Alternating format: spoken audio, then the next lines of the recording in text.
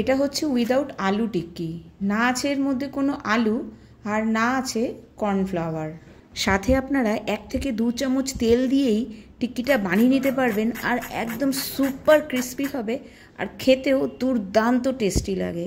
হয়তো আপনারা এইভাবে টিক্কি চাট কখনোই খাননি, মনে কোনো গিল্ট না রেখেই এই চাটটাকে আপনারা এনজয় করতে পারেন। ভিডিওটা ভালো লাগলে লাইক, শেয়ার এবং সাবস্ক্রাইব করার অনুরোধ রইল। সবার প্রথমে টিক্কি বানানোর জন্য চাই ভেজানো ছোলা। বড় বড় যে ছোলাগুলো হয় সেই ছোলা দিয়েই আজকে আমি টিক্কি বানিয়ে নিয়েছি। এখানে আমি 1 কাপ ছোলে নিয়ে নিয়েছি। ছোলেগুলোকে সেদ্ধ করার জন্য কুকারে আমি নিয়ে নিয়েছি পরিমাণ মতো জল আর 1 টিস্পুন নুন। 4 থেকে 5টা সিটি আসা পর্যন্ত এটাকে রান্না করে নিতে হবে। তবে খুব বেশি এখানে ছোলেগুলোকে গলাতে হবে না, সফট হলেই হয়ে যাবে। এখানে আমি মিডিয়াম ফ্লেমে 5খানা সিটি দিয়ে নিয়েছি। দেখতেই পাচ্ছেন ছোলেগুলো কিন্তু একদম সফট হয়ে গেছে, খুব বেশি কিন্তু ছোলেগুলো গলেনি। এবার একটা ছাঁকনির সাহায্যে আমি ছোলেটাকে ভালো করে ছেঁকে নেব, আর খানিকক্ষণ এইভাবেই ছোলেটাকে নেটের মধ্যে রেখে দিতে হবে যাতে পুরোপুরি জলটা বেরিয়ে যায়। রেগুলার আমরা যে আলু টিক্কি খেয়ে থাকি তার থেকেও কিন্তু এটা বেশি ক্রিস্পি হবে। এবার এখানে আমি নিয়ে নেব একদম যে পাতলা চিড়েটা মার্কেটে পাওয়া যায় সেই চিড়েটাই। এটা কিন্তু খুব ইজিলি আপনারা মার্কেটে পেয়ে যাবেন। তবে হাতের কাছে যদি পাতলা চিড়েটা না থাকে তাহলে আপনারা মোটা চিড়েটাও ব্যবহার করতে পারেন।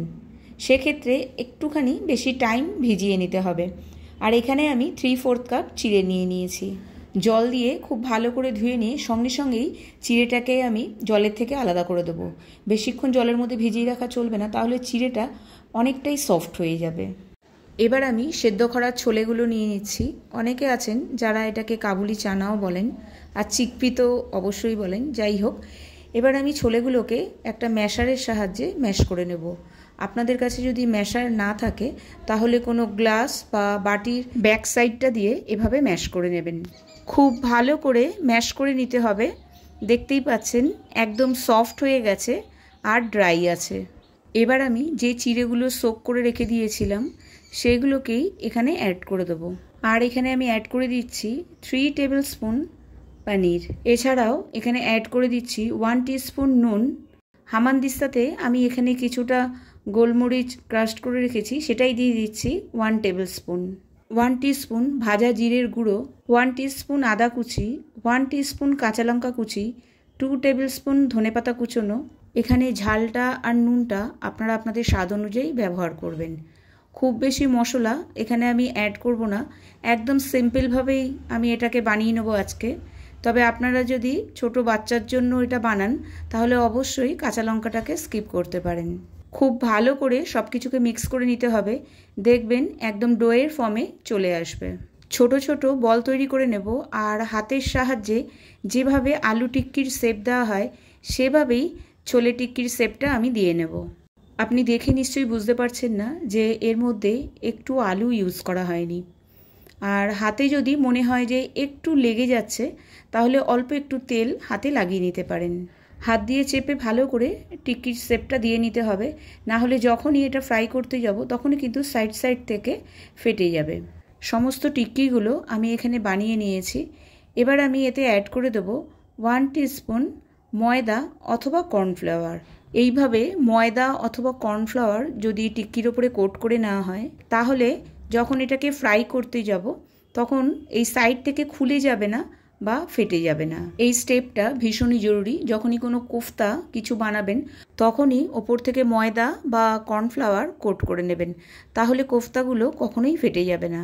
সমস্ত টিক্কিগুলো আমার এখানে রেডি হয়ে গেছে। চারিদিক থেকে আমি ময়দা দিয়ে খুব ভালো করে কোট করে নিয়েছি। এবার আমি 2 চামচ তেলে আপনাদেরকে টিক্কি তৈরি করে দেখাবো।